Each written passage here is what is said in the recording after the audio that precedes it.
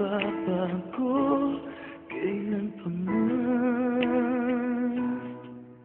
Di mo ba napapansin itong aking damdamin na anak sa'y ikaw, ikaw ang makapili. Kung mayroon ka bang alinlangan,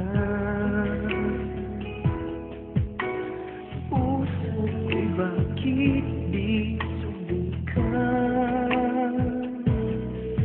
Liligaya na ako kung ako'y pagbibigyan, kahit na minsan lang sa akin ay sapat na yan.